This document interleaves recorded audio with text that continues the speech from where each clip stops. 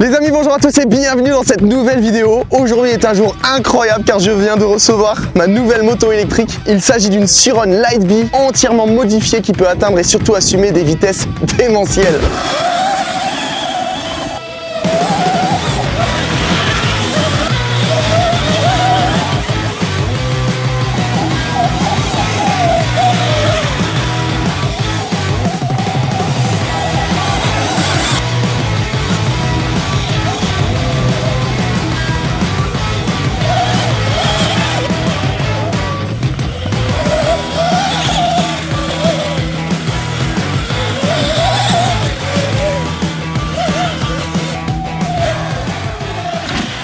Avant de vous présenter ce jouet à plus de 12 000 €, je pense que je suis obligé de remercier mon sponsor Elec Superbike qui me permet aujourd'hui d'avoir ce monstre entre mes mains. Elec Superbike, c'est l'un des plus grands sites internet français de pièces, équipements, de motos électriques type Suron Talaria. Sur son site internet, tu peux retrouver un large catalogue de pièces qui permet de passer d'un petit jouet comme ça à une machine survoltée. Et évidemment, toutes les pièces qui sont sur cette moto électrique sont directement dispo sur sa boutique en ligne. Et puis j'en profite direct, avec le code SORIO, vous avez 5% de réduction sur tout son site internet. Je vous mets le lien dans la description. Allez, maintenant revenons à cette machine. Déjà pour vous dire à quel point Elec Superbike m'a fait un montage de zinzin, pour vous donner une idée, à part le cadre avant et la selle, rien n'est d'origine dessus. Tout a été entièrement amélioré afin de pouvoir assumer autant de puissance. Pour commencer, la moto est équipée d'une batterie ultra performante de 80 volts et 50 ampères de la marque bordelaise NP Batterie, soit le double en capacité d'une batterie d'origine Suron. Forcément, comme la batterie est légèrement plus grande, comme tu peux le voir, elle dépasse quand même pas mal. Donc il m'a mis une rehausse imprimée en 3D afin de pouvoir laisser un capot. Ça c'est cool. Dessus, j'ai un contrôleur Ford Driver, un moteur KS et une poignée de gaz Domino. Tout ça préparé par Nico de chez FTW Suron. Et donc la combinaison de tout ça me permet d'atteindre les 20 kW, soit 4 fois plus puissant que ma toute première Suron. Avec cette moto, c'est sûr je peux dépasser les 100 km/h. Adrien d'Elec Superbike m'a dit que je peux tâter les 130, mais pour être honnête avec vous, j'ai pas trop envie d'essayer d'atteindre ce genre de vitesse. C'est dingue de se dire sur un tout petit cabaret comme ça, j'ai 20 kW en puissance et je peux monter à 130.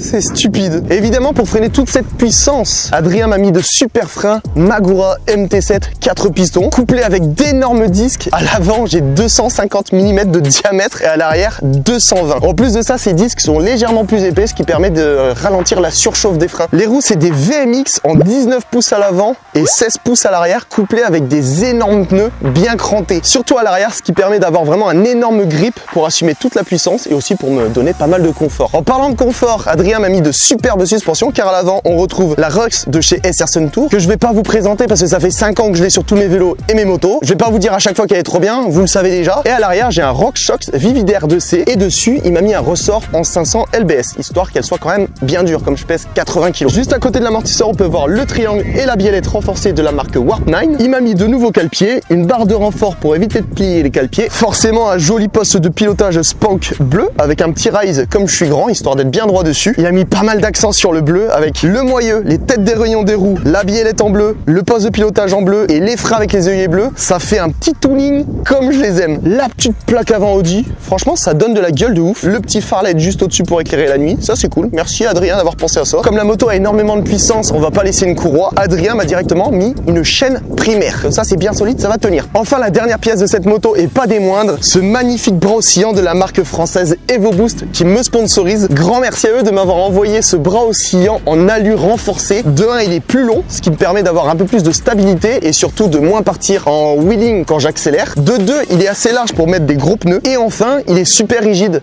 Et quand tu as autant de puissance, quand tu accélères, la chaîne peut tordre le cadre et te faire dérailler avec les bras d'origine. Et d'ailleurs, bientôt EvoBoost vont lancer toute une nouvelle gamme de pièces pour moto électrique. Donc je vous invite à rester connecté. Cette marque arrive avec du très très lourd. Et du coup, j'en profite pour vous inviter à me suivre sur ma chaîne secondaire dans laquelle je vais tester tout ce beau matos en sortie enduro. Bah écoutez les gars, voilà, je pense que j'ai fait le tour, hein. Je crois que j'ai rien oublié. C'est juste stupide le montage qu'Elec Superbike m'a fait. Les gars, si vous me suivez depuis maintenant 4 ans, depuis que je roule avec ce genre de moto, vous avez vu tout ce que j'ai pu faire avec des motos d'origine. Mais là, avec une moto à 20 kW. Gros, je vais pouvoir rouler dans des terrains de cross et pas me faire chier. Je vais pouvoir faire des tapes de 20 mètres avec. Et peut-être qu'à la fin de la vidéo, on va pouvoir faire du FMX avec. Mais avant ça les amis, je vous laisse quand même sur ma toute première découverte de la moto électrique en sortie enduro dans ma vallée. Oh c'est n'importe quoi. Oh, tu sens même pas les cailloux en dessous. Tu les sens pas. C'est un canapé. Waouh, le grip aujourd'hui va être incroyable. Oh, comment c'est incroyable. Non mais c'est dingue. Dans les virages les gars, je drift et je cabre de l'arrière. Ça fait un drift en manual, c'est aberrant. Bon par contre avec les bottes de moto, je sens quand même que je perds beaucoup en précision. C'est pas très agréable, j'ai du mal du coup à être plus léger. D'habitude avec ma moto d'origine, je suis poigné dans l'angle ici. Là je suis même pas un quart de tour de poignet pour vous donner une idée. Olé. Ouf. Putain. Et encore là c'est ma première balade, donc je la maîtrise pas du tout. D'habitude je me fais chier sur ce genre de terrain. Et bah là c'est trop bien. Ouah, tu peux décoller. Ouais c'est trop bien, frappe. Et par contre mon avant-bras là avant, il est tendu. Quand tu mets poignet dans l'angle, regardez, ça arrache. Mais il y a une petite courbe, ce qui fait qu'en fait elle reste quand même très accessible. Genre tu vois là je tourne un petit peu et je me fais pas embarquer. Tu peux vraiment être très précis en début. Et quand tu veux des watts, c'est trop bien. C'est trop bien parce que du coup tu peux vraiment cruiser dans la forêt sans être poignet dans l'angle. Tu es vraiment tout tranquille au bilou. Et quand je veux un petit peu de patate pour m'amuser, elle en a en réserve. Et c'est juste incroyable. Wouhou. Et en vrai pour ces genres de trucs ça reste quand même assez léger. Donc ça va encore. Tu sens que c'est quand même un peu plus lourd. La batterie là, surtout comme elle est plus haute, plus lourde, tu sens que pour pencher la moto et faire ça, tu perds un petit peu en maniabilité. Pour l'instant c'est que du plat monté. Et j'ai quand même besoin des freins pour gérer la puissance. Et avec les disques d'Elex Superbike, franchement, qui sont un peu plus larges que ceux de Magura je crois, bah ça fait trop le taf. C'est de la frappe les gars. C'est trop bien. Et le voit de sa mère, c'est stupide. Oh là là là là, avec les feuilles mortes sur les arbres là. Et on a vraiment la meilleure période pour faire des balades à moto électrique. Abonnez-vous à la chaîne secondaire parce qu'il va y en avoir des vidéos de sortie enduro. Et là la vue elle est exceptionnelle. Pouce bleu pour cette vue.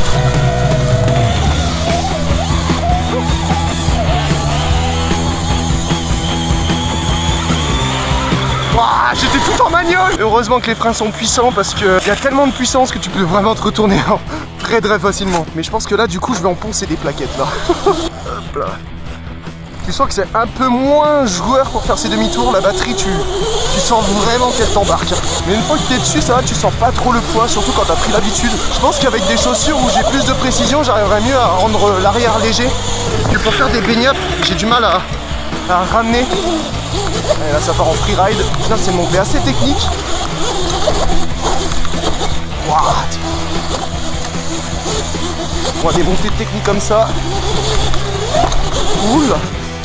Oh c'était marrant le petit saut. Gérer la poignée de gaz c'est pas si facile quand c'est des parties aussi tech.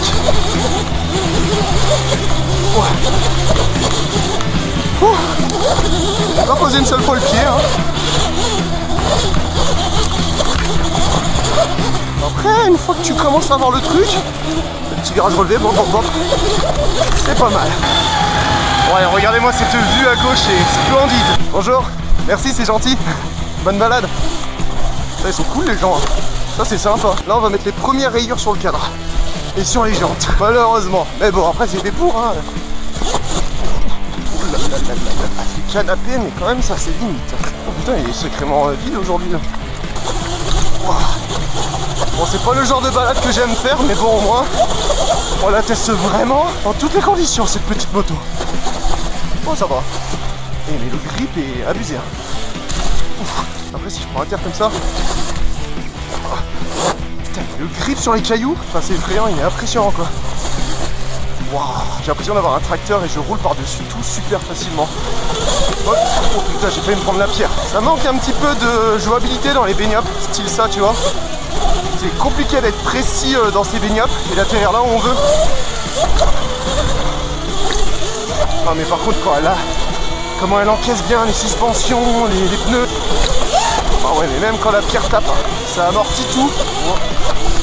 Hop là, on monte le mur direct nous. Et merde. Ça fait longtemps que j'étais pas passé par là avant. Alors ça c'est un chemin assez technique. Donc j'ai hâte de le tester avec cette moto. Comme ça on voit ce que ça donne un petit peu en descente. Avant je prenais la voiture pour arriver jusque là. Je me garais en bas et puis je montais. Mais là maintenant je suis plus obligé. Du fait que j'ai le double en batterie. Oh là là là là. C'est beaucoup moins volatile quand même.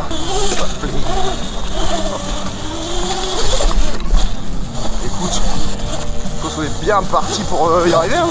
Ça grimpe au mur, c'est impressionnant. Mais c'est n'importe quoi. Ça grimpe aux arbres. Grimpe aux arbres la connerie là. Non mais est-ce qu'on se rend compte à quel point c'est raide? Avant c'était chiant les chemins de 4x4. Bah là c'est trop bien. 35 bornes les gars, il me reste encore 40% de batterie. Oh oui, c'est incroyable. Ah là, c'est vraiment ce qu'elle aime, ce genre de moto. Des singles comme ça, bien techniques, où ça fait que des pif-paf. Oups. Orban DH. Le virage gauche là. Oh là, l'épingle, ça passe. C'est bien, c'est technique. Oh putain. Waouh, là, c'est technique, ça de ouf. Petit exercice de franchissement. Voilà.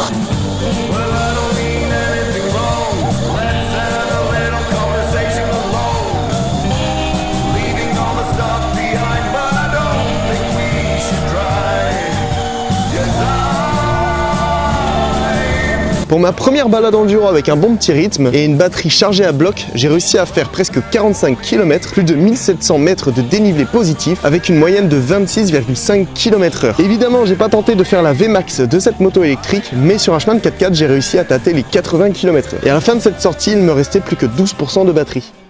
Ok les gars, alors là, je m'attendais à un truc de fou, mais là, ce que vous allez voir, je vous garantis que là, c'est pas des Là-bas, il y a le plus gros saut que j'ai jamais fait en moto électrique. On est chez HSTV 70. Et déjà que les sauts étaient gros de base. Mais là...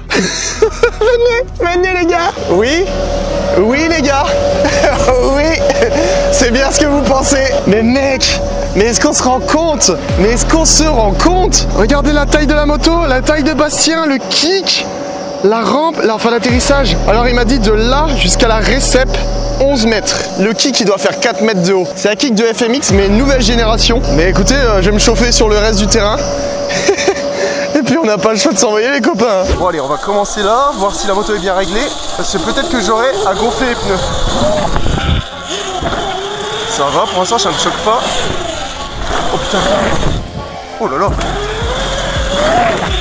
Waouh. Ça va. Ouais. Wow. Oh, ok, il faut faire vachement gaffe. La poignée de gaz est vraiment on-off quand même. Et là, comme tu peux le voir, je me suis mis loin un peu partout. Mais heureusement qu'elle pardonne bien. Bon, ok, ça c'était pour les petits sauts. Je pense que pour des petits sauts comme ça, la moto est beaucoup trop grosse. N'est pas adaptée. Ok. Wow.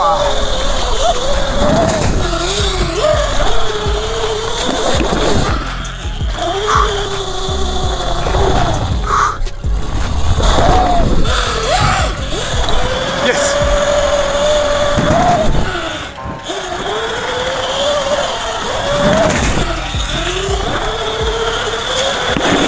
Parfait.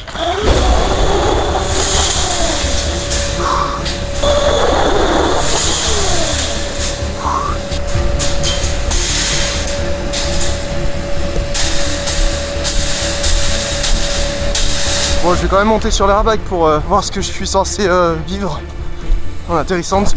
Oh putain, il est mou.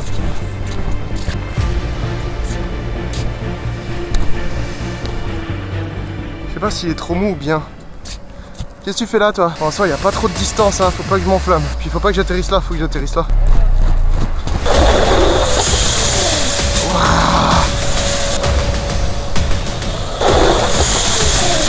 Ouais, ça va le faire là.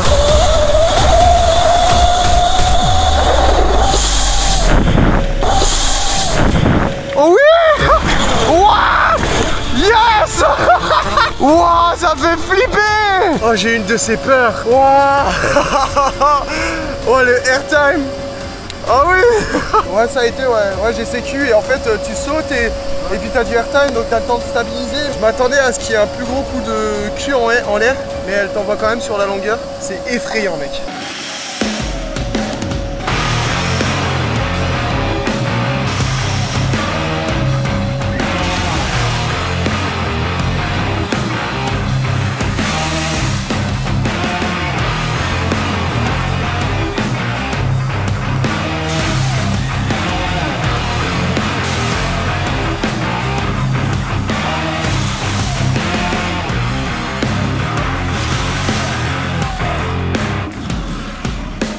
Bon là ça fait ouais, une bonne heure qu'on regarde le saut. Je crois qu'il y a Baptiste qui est en train de se chauffer pour mettre un flip et bah du coup ça me motive aussi. Ça serait vraiment le plus gros flip que j'ai fait en moto électrique là. C'est incroyable. Mec, le spot d'entraînement est juste incroyable. Mec, si ça plaque, mais stupide.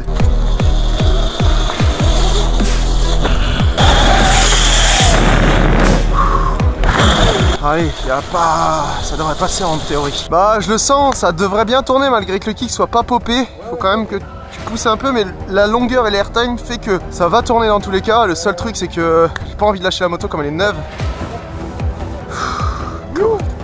Allez man.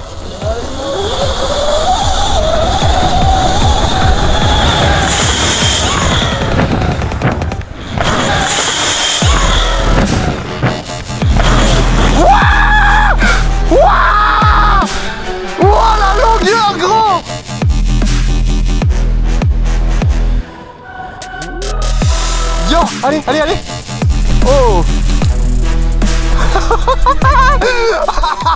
Heureusement que la moto elle encaisse bien. Là je me suis mis loin. Heureusement que l'airbag aussi est super bien réglé. Je pense que vous l'avez vu dans cette vidéo, c'est juste stupide, c'est juste beaucoup trop bien. Et je sais pas comment vous expliquer niveau puissance parce que je suis pas vraiment très calé niveau thermique, mais ça rage vraiment autant, voire peut-être plus que ma 250 Kawa. L'avantage de ça, c'est que c'est un petit gabarit, c'est super léger. Avec ma Kawa, je fais pas des flips sur des bosses comme ça, tu vois. Et puis tu fais pas de bruit. C'est un vélo, c'est joueur, c'est marrant, ça fait pas de bruit. Tu peux aller dans la forêt, t'emmerdes personne. Non, c'est trop bien. Ouais, ça fait cher une moto pareille, mais une fois qu'elle est bien équipée, tu sens que tu peux envoyer dedans. C'est que le début, c'est que la première vidéo, et je pense qu'en une seule vidéo, vous avez vu ce qu'on a pu déjà faire avec. Alors, laisse tomber. Regarde, allez. Yo, yo, yo.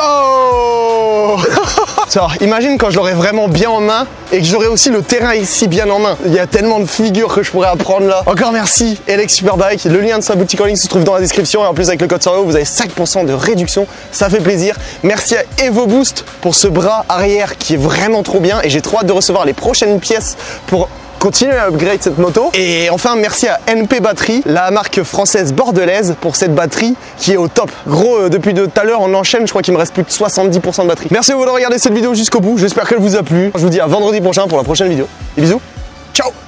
Mec c'est... Oh, stupide.